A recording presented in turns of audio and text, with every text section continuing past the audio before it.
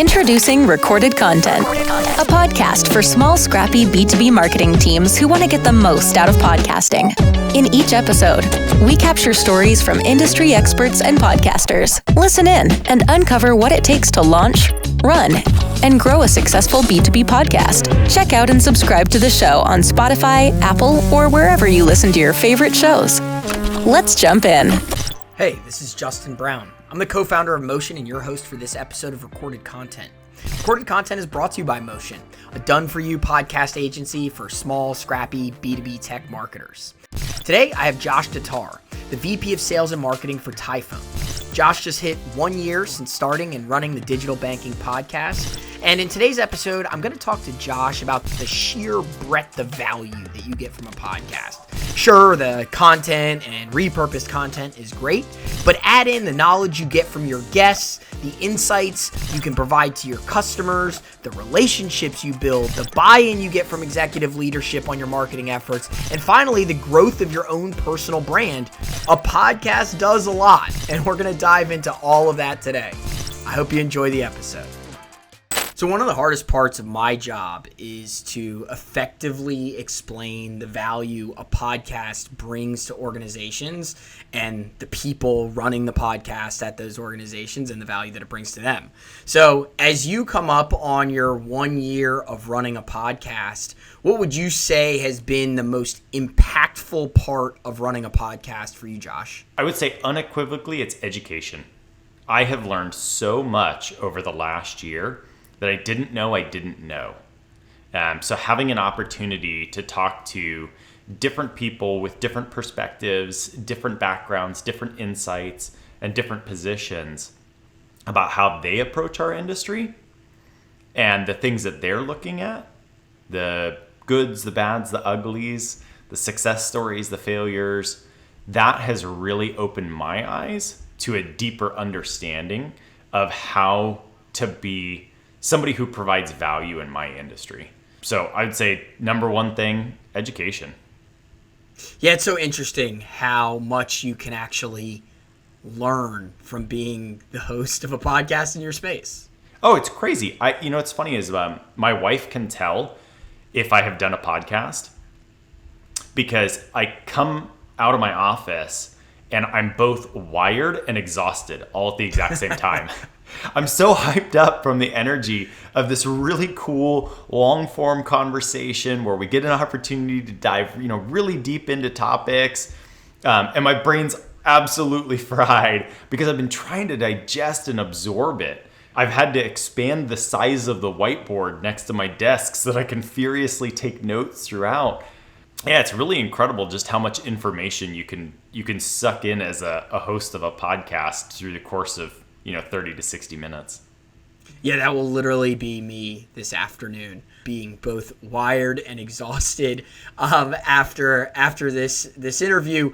One thing that you said to me in our pre-call that I thought was fascinating, and it may go along these lines, but you said to me that the podcast could never conclusively generate a single lead for you, and you'd put it in your budget anyway. Do you mind expanding on that? Absolutely. No, and it really comes back to that education element, right? I always kind of joke with folks when the podcast comes up, right? Because the podcast was never something we planned to do. The podcast was never this, we need to generate leads and we need to generate sales and I need to come up with a new way to spend budget and be able to conclusively tie, my ROI back to that and say, we spent $10 and we made $100.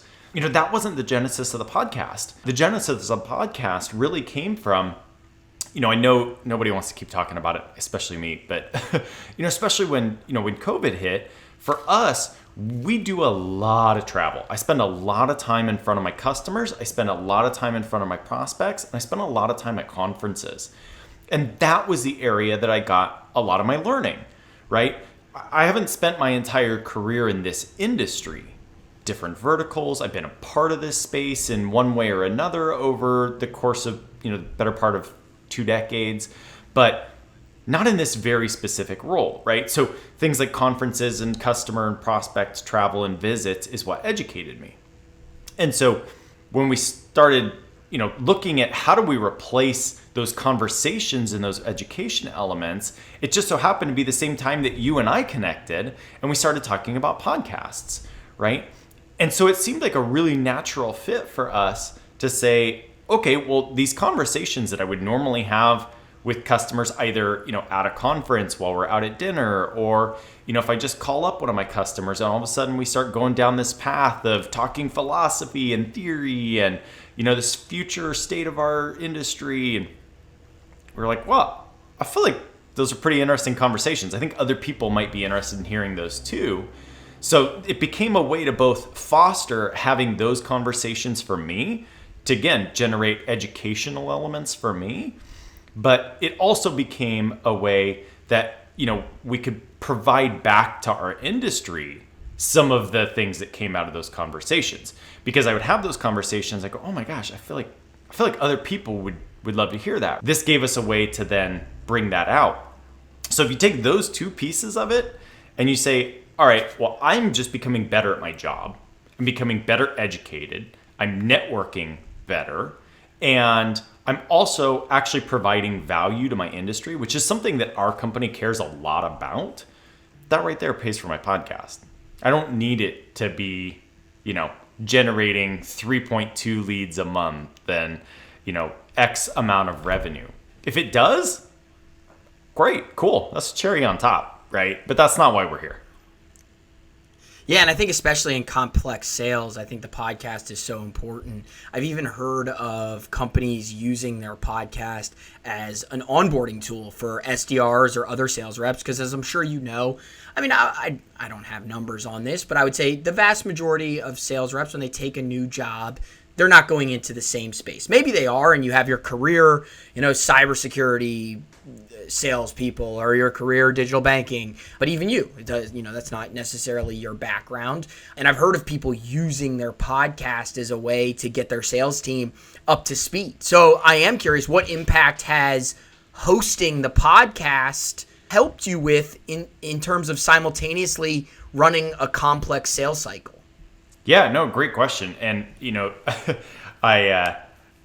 I really love that this has become the case. So our CEO is a podcast junkie on his own, right? It's one of his favorite ways to consume content, to learn, to educate himself.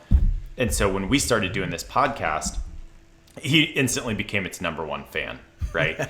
It was so funny. Actually, you'll appreciate this. Just the other week, we had an episode launch. And he's slacking me, he's texting me, he's like, hey, where's the episode? Is something wrong? It's not out on this site, and I saw it here, and I was like, whoa, Siva, it comes out in literally 10 minutes. You probably just saw an internal, notification bump, you're trying to download it early, like give it 10 minutes. 11 minutes later, he's like, I'm 1 minute in, it's awesome, this is great, So he's become a huge fan of it. And one of the ways that has manifested itself is it's a tool that he uses a lot as we bring in new folks to the organization, as something that he says, hey, you just joined Tyfone. If you want to hear what types of things we're thinking about, what we care about, where we're headed, and if you want to hear what our customers and our industry thinks of us and our space, the single best way to do that is go listen to the podcast. And a lot of times, depending on the role of the person that's joining, he'll pick out a specific couple of episodes for them. Specifically, ones with our current customers are really great. But it's become a really cool tool for, giving people a little bit of the mission, vision, values really easily, right? They can see it, they can feel it, they can hear it in the podcasts. And it's something that I love so much that I get to hear from my clients who are, B2B marketing and sales people who are putting together this podcast.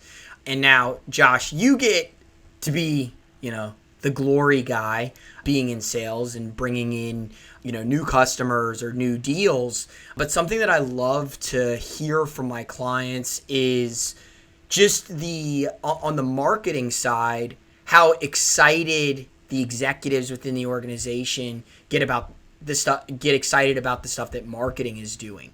Can you talk a little bit about just I don't know, what did it look like before the podcast in terms of maybe the kudos that marketing got and how that has changed? I mean, you're talking about the CEO, loving your show. Maybe Siva was reaching out to marketing and saying like, oh my gosh, I love this blog post. I would assume maybe that wasn't happening all the time or with the frequency that it's happening with the podcast.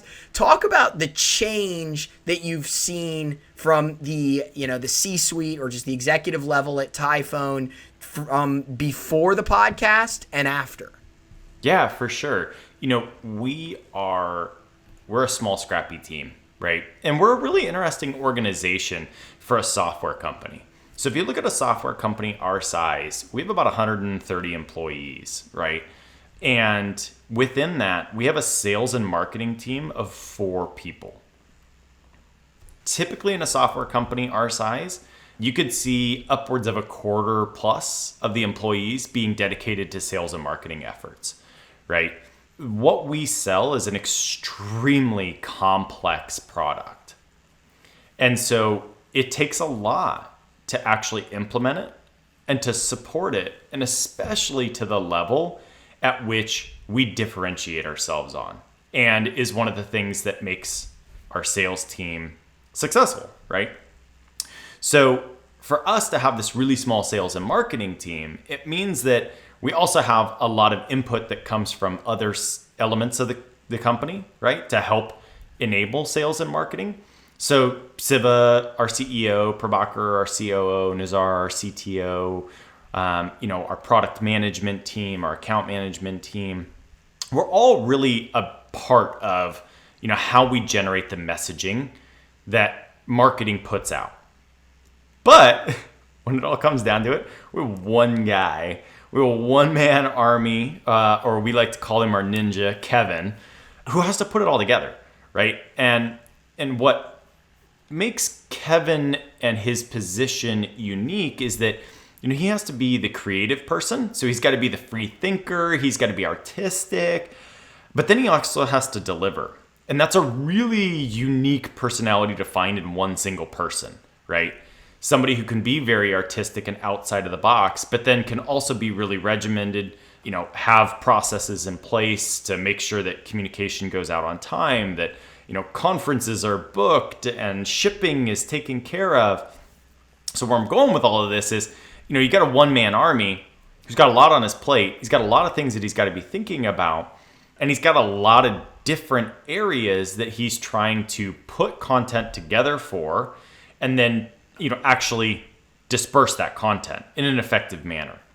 I think we found a total diamond in the rough. I tell people all the time, like, if you try to take my Kevin from me, I will fight you in the parking lot. But, that's a story for another day, I guess. So Kevin has always kind of gotten accolades for being really, really good at his job, for being really, really unique, right? But the podcast added a whole nother element to that. And it gave him an ability to work with someone as an outside team. And I'll give you guys the shout out, right? To work with Motion and to pull you guys into the fold in a manner that we don't consider you guys vendors to us. We don't even consider you, quote, partners to us. We consider you a part of our team. We feel like our marketing team just got bigger when we hired you guys. And so Kevin got an opportunity to really immerse you in our brand, our culture, how we communicate, and then he gets to turn a lot over to you. So we get all of this great content and collateral that's super on brand, that helps to, continue this message that we are thought leaders in our space. And he doesn't have to put together a lot of that. He just has to find the right places to put it, the right times to put it out, and the way to weave it into the whole story that is Tyfone. And it's an incredibly visible element of what our marketing is doing. So it gets a lot of attraction, not just from prospects and current customers, but partners, consultants, other folks in our industry. So because of all of those things, getting back to the root of your question, that gets our executive team really excited, right? They get to see this company culture and brand that they've worked so hard over the last 17 years to build all of a sudden getting this whole new boost on this platform that's really getting to have it shine. So it really has. It's made, Kevin that much more powerful in his job and the content that he's able to utilize. It's made him a lot more efficient and effective, and it's getting out things that people are able to get really excited about. Because to your point, right? We put out white papers, we put out case studies, and they have a place and they are necessary. And especially in super complex processes like digital banking, right? It's important to be able to show a case study or things like that. But let's be honest, man, they're boring. They're pretty dry most of the time, right? The podcast is exciting. Like when I'm sitting there talking about how in a white paper, XYZ customer did XYZ thing and they got ABC result or whatever it is, those metrics are important and things like that. But when I've got that person from that customer on my podcast and they're like, dude, sit down, hold on, listen up. Like, this is what this did for us. And we're super stoked about it, right? Like, it's just a totally different type of conversation. And that's something that's really on brand for us. So that's what the podcast has enabled us to do. And that's what gets our team internally, and not just our executive team, but our team across the board really excited about the podcast. And so let's talk a little bit about that relationship piece of it. And, I have about a million thoughts on using, I'm using finger quotes here, using your podcast to create leads or foster relationships. But I am curious what impact the podcast has had on your ability to foster relationships within your space. Yeah. So, I made the comment earlier, right, that kind of how we approach doing our business is one of our unique differentiators. And what that means is in the digital banking space, providing digital banking services for community-minded financial institutions, this is not something that's getting simpler. It's something that is getting even more complex every single day. So there's a lot going on in this space. And there's a lot of things that kind of need to happen. But at the end of the day, for us, it all comes back to how did you approach the relationship? And we say this in our sales cycles. We talk about it to our prospective customers, right? Literally one of the first slides in our deck, Justin, talks about the heart of Tyfone and how really above all else, we care about the relationship with our customers. We tell people, look, we're never going to be perfect, but we're going to try really hard to become an extension of your team and really work together to do this thing right. And if that warm and fuzzy isn't something that's important to you, we're probably not going to be the right fit for you. If you're the type of institution that wants to run an RFP and say, Tyfone had 300 features, competitor A had 302 features, competitor B had 305 features, and match those up with price and say, who gave me the most features for the most price? If that's your evaluation criteria, we're probably not going to be right for you, right? And so we tell folks, like, we're not going to be right for everybody, but for those we're going to be right for, we're going to be really, really right. Because if the relationship is what you care about most, we're going to be the best provider in that space. I guarantee it. That's the one thing that I can hang my hat on, right? I may not have the most features today. I may not have, whatever bell and whistle you're looking for. But what I can guarantee is I've got the team that's going to care. I've got the team that's going to want to sit down and have the conversation with you and say, look, anybody can build features. The question is not what features have you built, it's why did you build the features in the way in which you did that actually brings meaningful benefit and value to your customers. And the only way you're going to do that is through relationships, right? Is talking to your customers and understanding exactly what that is and then how to deliver that.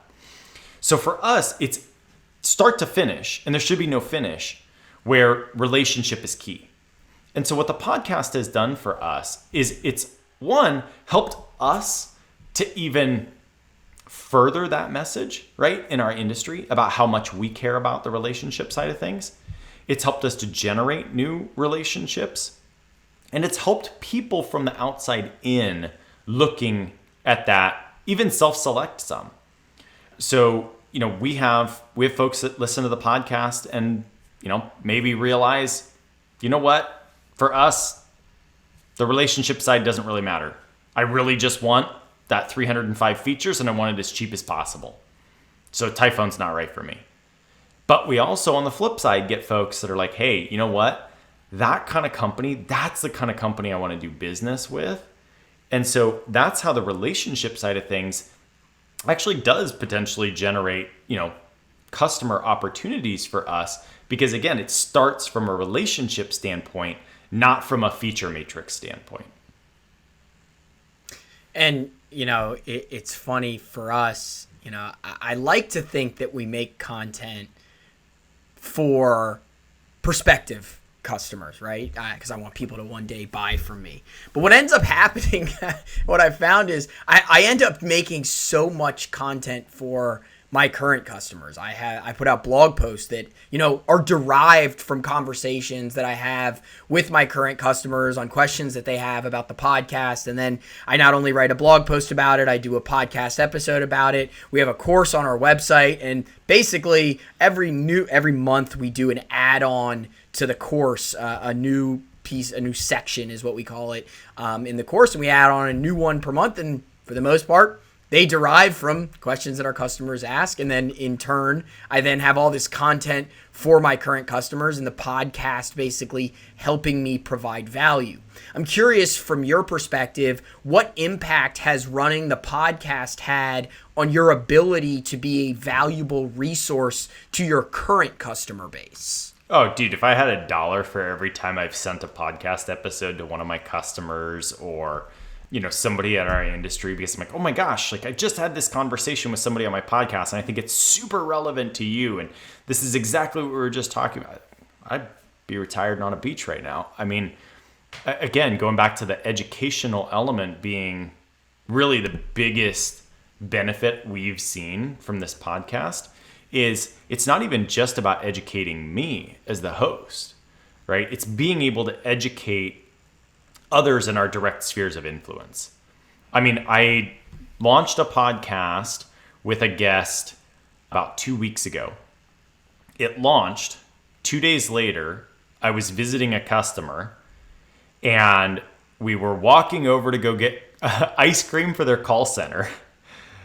And we were just talking and we hard left tangent onto this philosophical, this is where I think community FIs need to go in the future if they want to survive and all of this. And all of a sudden I stopped and I was like, Jason, dude, literally I just had a guest on the podcast. It just released 2 days ago. This was the topic we were talking about. I sent him a link to the episode. I was like, you got to listen to this. And I connected him with the guest, and the two of them are now off and running, realizing they've got all these other connections, that they're involved in some of these other projects to help further our industry. And now we've just strengthened that kind of coalition that they're working on, right? So the podcast was able to really do that because I went into that conversation with my customer better armed with knowledge because of the podcast guest. And then I was able to, quite frankly, look like, even though I'm not, an expert on the subject because I was able to relay the information that I got from that podcast. And then I looked like the hero because I was able to connect these two people because of the podcast. And I'd argue with you about whether or not you're an expert, just even because if we just talk about the podcast, I mean, how do you become an expert in anything, right? If you think about someone who's a PhD in, biology, well, they learned by learning from other people, right? Either whether it's reading books or whatever it may be. I mean, you're basically doing the same thing, right? You're becoming an expert in digital banking by producing a podcast episode twice per month over the last year. I mean, you kind of have no choice but to learn. You've forced it on yourself by being the host of the show. It's true. And one of the things that I really tell my guests as we do kind of the pre-call and the kickoff is I tell them, one of the things that I'm really hoping to get out of this as the host is to give them a question or a nugget or something to get them going where they rant for a solid 10 minutes and I can't even get a word in. I'm like, that's the most epic win for me, because then I know that I've really struck a chord of something that you're really educated about, you're really passionate about, and you're able to speak for a long period of time on. And those are the types of scenarios where, like I said, I feel like I'm learning so much. I mean, the last couple of episodes that I've had, I literally was like freaking out at the end because I'm running out of space on my whiteboard to write notes and like things to come back to and, things to go re-look at when the episode launches. And so there's so much learning that does come out of that. And I think what's also been cool is I feel like, guests beget guests. So it's like I get this person on the podcast and they're like, oh my gosh, that was so much fun. I had a blast. This was really cool. Have you talked to so-and-so? Have you had them as a guest? I'm like, no. They're like, oh, I'll put you in touch with them. And so, because of that, it's also given me an opportunity to have conversations with people that I may never have had a conversation with, that I may never have connected with, which is great from a networking standpoint. But back to the education side of it, then I also get the opportunity to have conversations with people with potentially very differing thought processes or opinions or, takes on philosophy in our industry than I do. And one of the things that I've always just been a really big fan of in, kind of my, I would like to call them more mature adult years, is I really like to surround myself with people that I disagree with. Because there's so much opportunity in that for me to learn, for me to see a different perspective. Maybe I'll change their minds. Maybe they'll change mine, right? But as long as we can have civil discourse and a civil disagreement, we can learn from each other. And the podcast has literally become the best forum for that, right? Now, I haven't had a guest on who, she and I completely differ. She's like flat earther, and I'm like, no, the sucker's around. We're not like that level, right? But there's a lot of times where somebody will say something about maybe something that's happening in our industry, and I'm like, oh, you know what? I never thought about it that way. I actually think in the last episode, I actually said that on air. I was like, wow, I don't think I've ever thought about it that way, but that makes all the sense in the world. And just having someone else's perspective on take on that has really been beneficial. No, you love friction. Our first conversation started by you telling me no, just to then go and think about what I said and then tell me yes. So it started off by you saying no, and then saying, actually, let me see what he has to say. I want to pivot a little bit. You have, over the last 8 months or so, we started having conversations about, getting you out there as an individual rather than just Typhone's brand, and starting to cultivate your own personal brand on LinkedIn. Something, I think you posted sporadically before that, but no real necessarily strategy to it. How has running a podcast allowed you to really build the personal brand of Josh DeTar? This one's been kind of weird for me. I'm just never been somebody who has aspired to be in the limelight. I don't really need the, money and the fame and the red carpet type of thing. But actually, funny, real example of very recent. So I just got home from a conference last night. While I was at the conference, one of our competitors came over to me, walked over from his booth to ours and goes, "Hey, you seem like a pretty cool dude." He's like, "I see you kind of all over the internet lately." And he's like, "I've seen your podcast. And, I just want to say, I feel like you're a pretty good dude." And he said, "You guys are doing good things. And I like it." Right? So, the amount of people that I've had make some sort of comment to the effect of, all of a sudden they see me all over the place as this thought leader is not something I ever would have thought. Right. And it was never something, and I think maybe one of the reasons why it's been as successful as it has is that was never the intention. Right. So we're not out there like trying to peddle this thing. I'm not trying to become something that I'm not in this industry. I'm just having a lot of fun talking to people on my podcast and then throwing out posts on LinkedIn on it and seeing if people can shoot some holes at it. And so we've gotten a really good response in that regard, where people are saying, hey, I'm seeing that you're passionate, that you care about this industry enough to put yourself out there and be the host of this podcast and try and get some good content that can help better our industry. So it has been cool to see how many people have reached out to me and like, oh, I see you all over the place now. I'm like, oh, really? Oh, that's cool.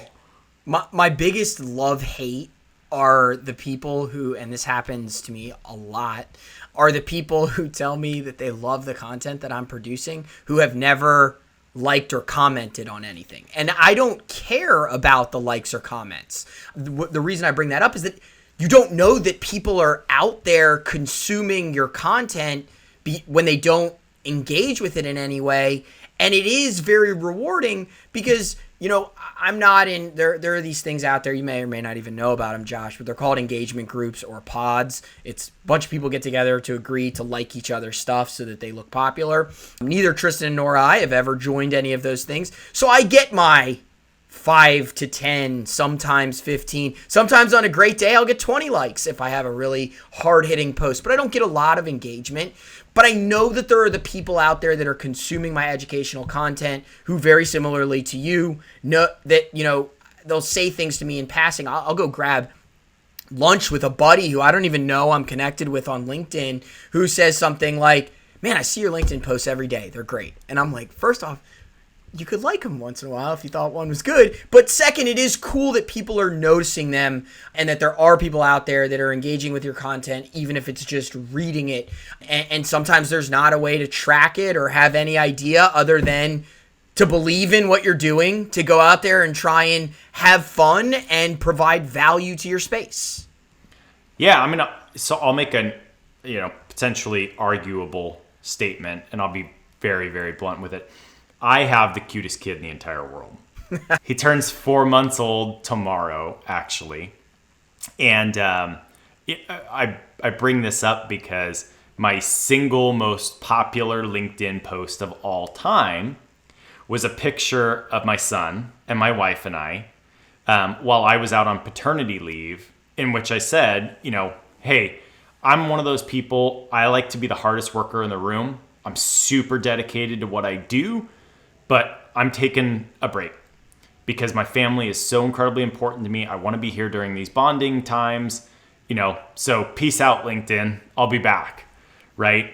And I want to say I had, 15,000+ impressions on that, hundreds of likes and comments. And then I post, the single most informative podcast that I've ever had with an incredible guest. Some of the best content that had me scratching my head for weeks. And like you said, I'll get 1 like. Yep. And that's it, right? So if I wanted likes and impressions, I'd just keep posting pictures of my kid. Yep. Right? And or I think, hot Justin, takes yeah, I think you and I have even talked about this in the past, right? Like, if I just wanted people to engage with me, I'd do the I feel like so many of them are phony, right? Like I'd go fabricate a story of me helping a grandma across the street with her groceries, and I'd post the video of it and be like, I'm not here for the fame, but I just wanted to show people how I helped grandma, You're like, you're so full of it, man. Like you totally fabricated this so you could get 1 million likes on LinkedIn and go viral with this thing, right? So like if that's what I was looking for, that's the kind of stuff I would do. I would produce clickbaity crap. That's not the podcast. And right? you know what you wouldn't get, Josh? You wouldn't get that same guy to walk up to you at the conference and say, you seem 1,000%. like a good dude, and you seem like you really care about our industry, and you really have your head down focused on creating great content for our space. Yep, 100%. And that's, again, I know the formula for getting likes if that's what I want. But to your point, right, with the podcast, I may get 1 or 2 likes on it, but I did get an email from somebody not too long ago that is somebody that's fairly influential in our space and may have been somebody that would have been fairly difficult for me to have connected with. And he reached out through a guest to say, hey, that podcast was super cool. I stumbled across it, because somebody else sent it to me. So I'm like backtracking all of this, and it came back to my LinkedIn post, right? Yep. And so it was like these 6 degrees of separation got me to this person that I may never have connected with, but he ended up listening to my podcast, and he ended up having a call with me to tell me, hey, look, I don't know if we'll ever do business together. I don't know if we'll ever whatever, but I think it's really cool what you're doing in our industry, right? And he never liked my LinkedIn post. The person who started this chain reaction that got this guy to listen to my podcast never even liked my LinkedIn post, but they listened to the podcast from it, right? Yep. So did that provide value and benefit to my industry and to us? Absolutely. Did it make me feel good when I opened up LinkedIn to see how many notifications I had? No, not at all. Selfishly, you'd hope that both of them would just like it and then yeah, totally. But, as is life. All right, so I have another question for you on this topic. And this is for someone out there who may be thinking about running a podcast or something along those lines. And I do want to talk a little bit about personal brand here. But, Josh, I hope you retire at Tyfone. There are, and in your industry, I assume people probably stick around at jobs a little bit longer, but the odds are against you that you will retire at Tyfone. And I'm curious what long-term impact you think running this podcast will have on your career. No, it's a great question. I haven't really put too much thought into it, to be honest. And that is because our industry is, one that has some fairly substantial tenures, right? I think our 5 years in sales and marketing, Josh. I mean, you are defying all statistics. Oh, for a 100%. sales or marketer for 5 years at a company. Well, but what's funny, I think our average tenure of like our account management team is like 7 years right now, which is absolutely insane. So you're just a pup at 5 years. Yeah, exactly. And then if you take it to our customer base, right? If you look at community FIs, I'm not even kidding. Once a week, I'll have a conversation with a new community FI, and we'll be doing intros, and somebody will be like, yeah, I'm the new kid here. I've only been at the credit union for 17 years. Right? So people tend to stick around because it is an industry that really does care, that puts people first, that puts relationships at the forefront of how they do business. And so it makes it easy to be there for a long time, right? And, I'll be the first one to say I'm super drunk on the Tyfone KoolAid. My tongue's purple from drinking the KoolAid. I'm a huge fan of the organization. I'm a huge fan of the movement that they're trying to create. I'm a huge fan of my fellow leadership team. I arguably think that I work with some of the most incredible human beings in the world. I always make the comment that, like I said earlier, I like to be the hardest worker in the room. And I always thought I was. And then I came to Tyfone and I realized I got to step my game up.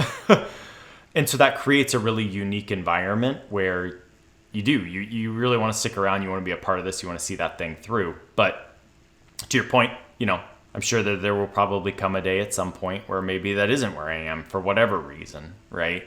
And I don't have a crystal ball, but I think being able to say, hey, look, this is something that I did and was a part of, and hey, you're interviewing me and potentially 10 other people.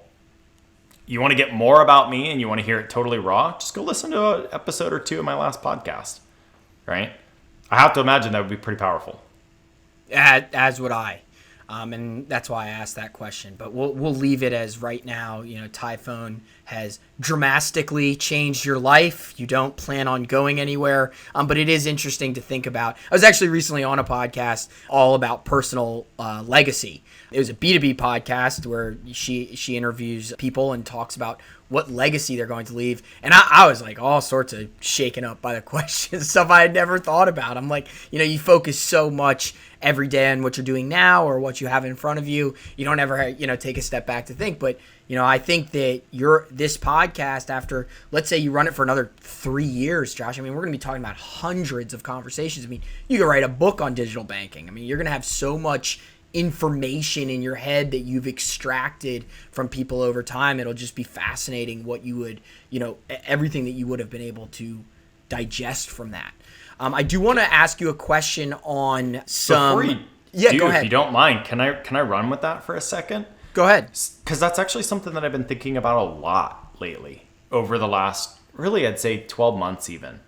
And I will say, like, this is going to sound super cheesy, but, I think you probably hear it a lot. Like, becoming a new parent, it was also something that really became apparent to me, is that I really did care about the legacy that I leave behind, right?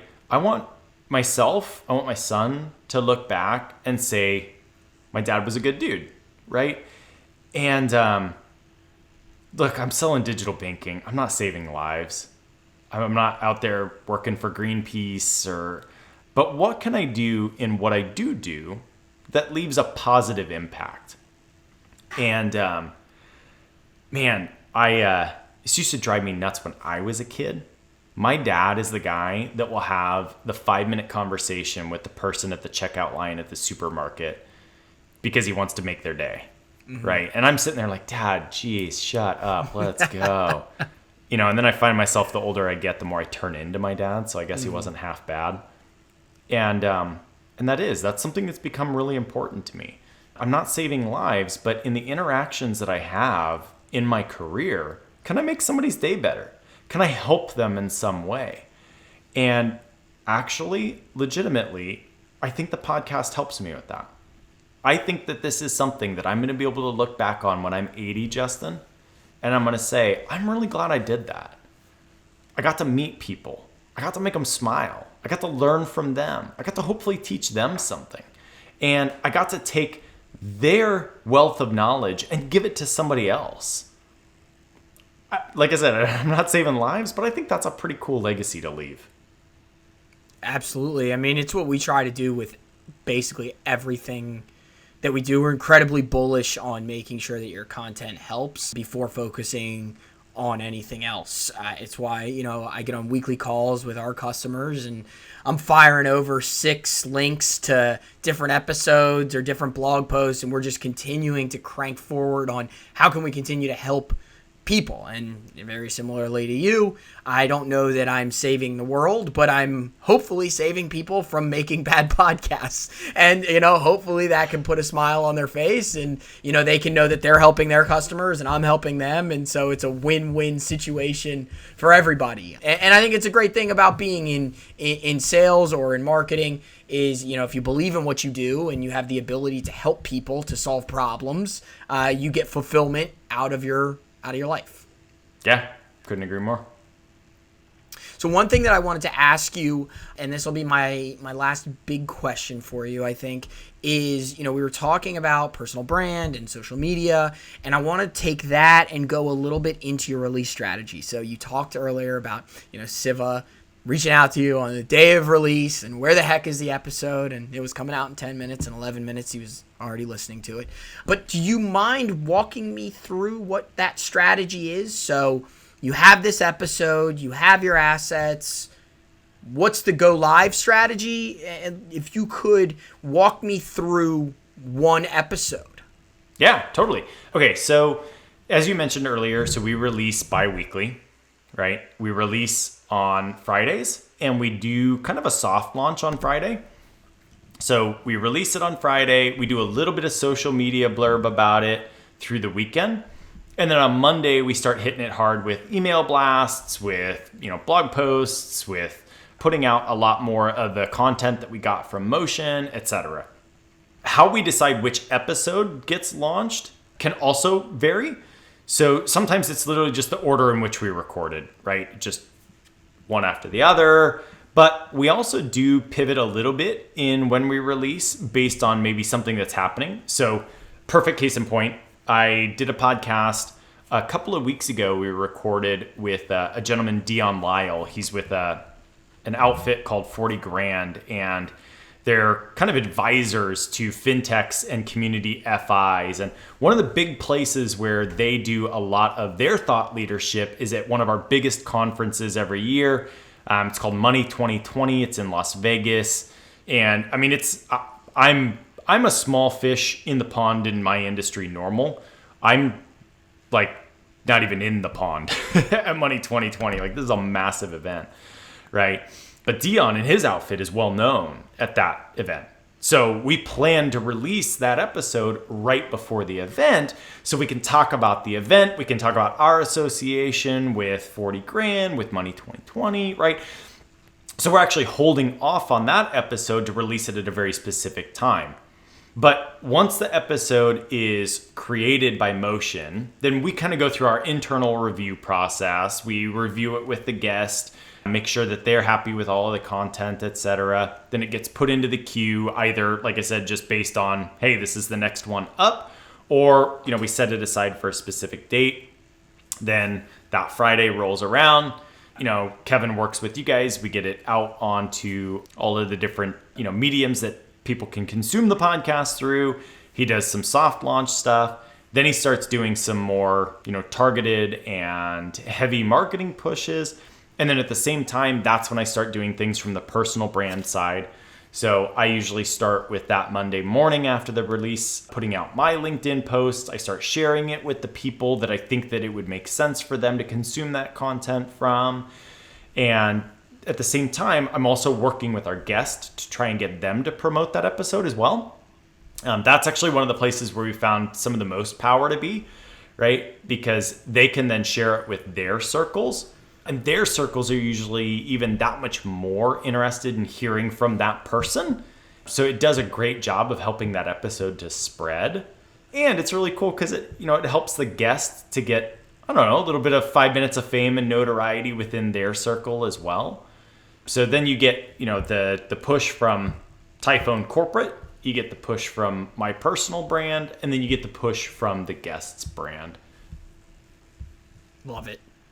Yeah, those three working together, you got like three different spheres of influence, right? You've got Typhone's sphere of influence on people who consume Tyfone materials. You got Josh's now. You've been establishing this personal brand over, the last 8 to 12 months. And then you've got, the guest who's pushing it out as well. And so once it's out, I know that you and Tyfone view the Digital Banking Podcast as a success in both sales and marketing, but I am curious, is there anything specific that you point to on a regular basis to quantify the podcast's success?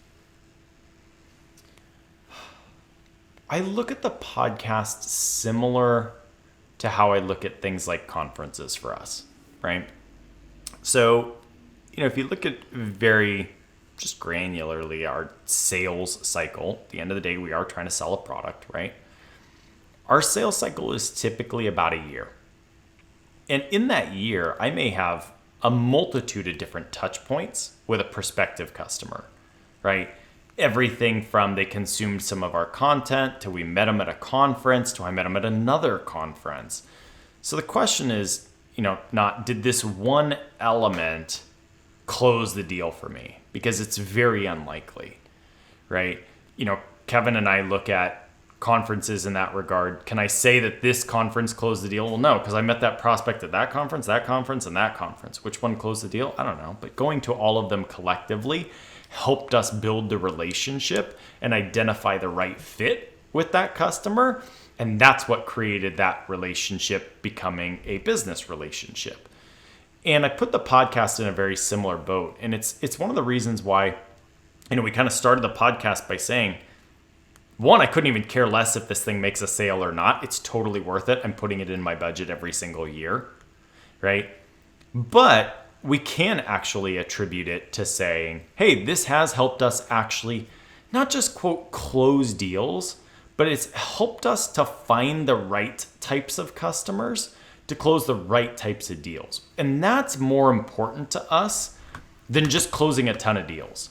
Look, there's about 6,000 community financial institutions here in the United States. There's no way Typhone's going to service all of them ever, especially not in my lifetime, right? So I'm not trying to close all of them. And I'm not just trying to close as many of them as fast as I possibly can to get some ridiculous valuation to go IPO our company. That's just not our trajectory.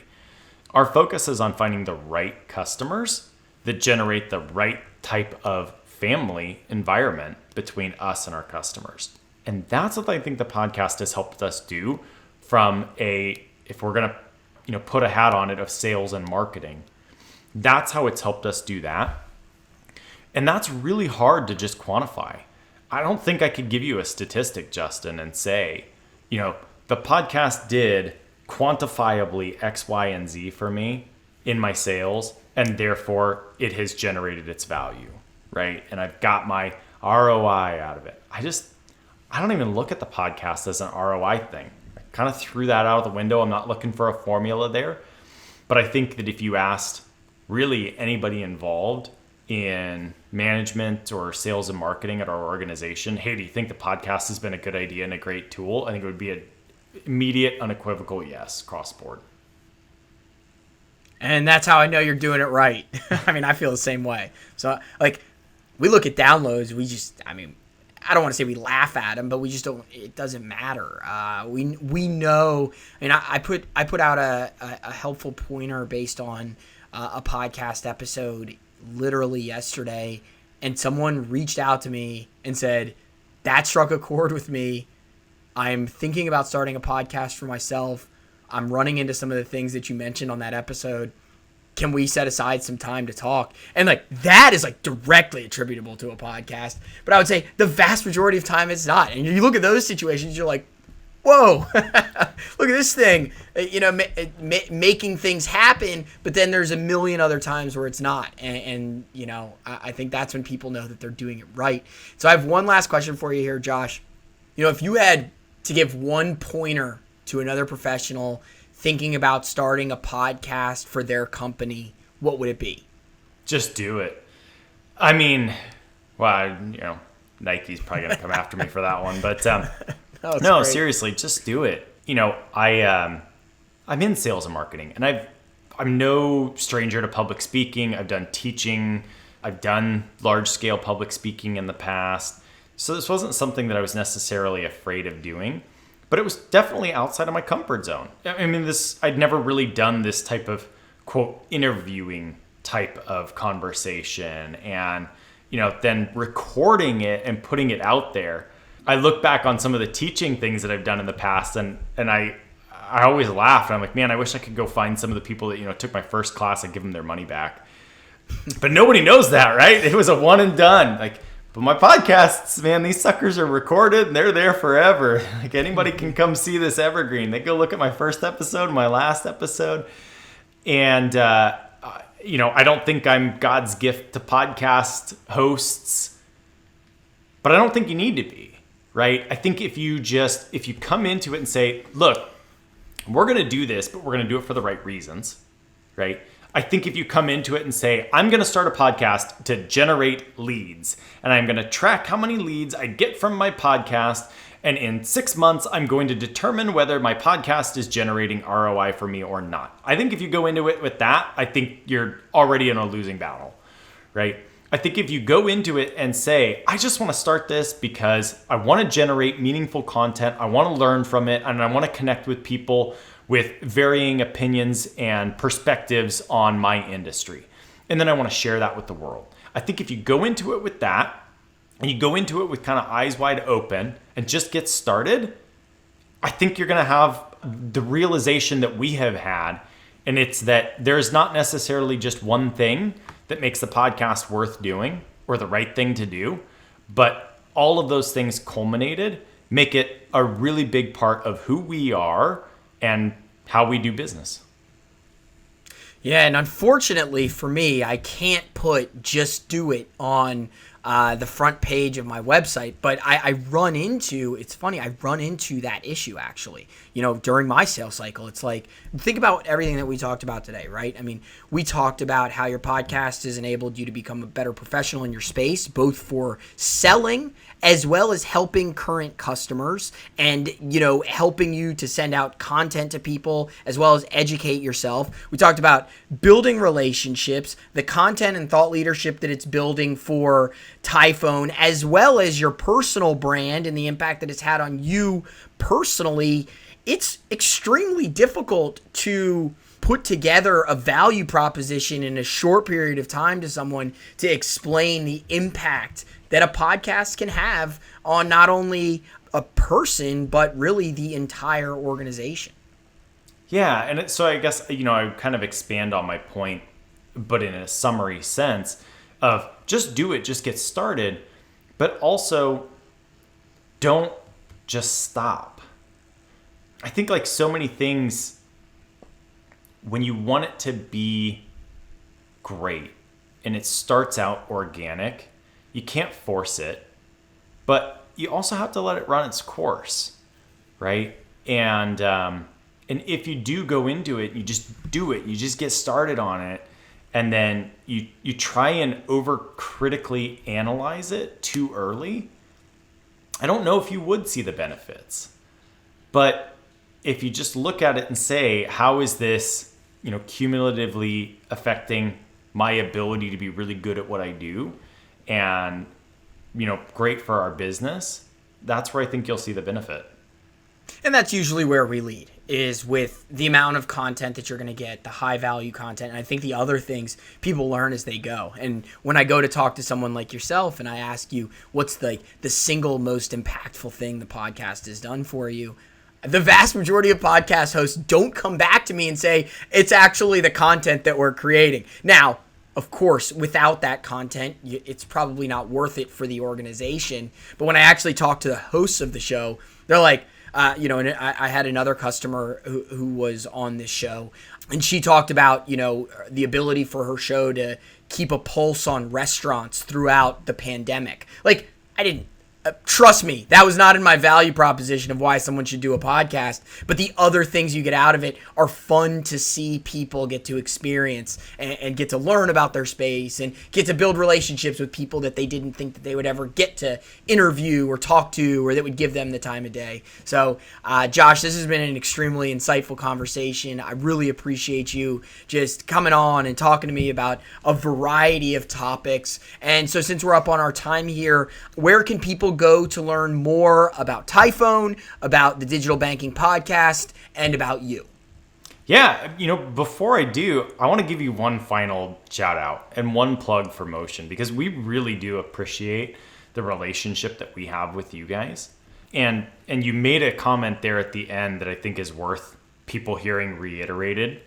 One of the big benefits that we have of working with you guys is that content creation, right? I need my Kevin to be able to do all the fun stuff, to be able to be thinking about, how do we continue to position our brand in a way that speaks to our culture. And any time that he's spent doing minutia details is time away from that. So his time is insanely valuable to me. And his time being spent in specific areas. And what Motion has allowed us to do is it has really taken on some of that minutia, and it's allowed us to get that content out of it, and it's allowed us to focus on other things. So like you said, that's kind of a requirement of doing the podcast, is producing show notes, producing, quote cards, and producing audiograms, and producing all of these things that come out of it. Those are a necessity of it. And those are things that do provide a lot of value and help your podcast to look legitimate.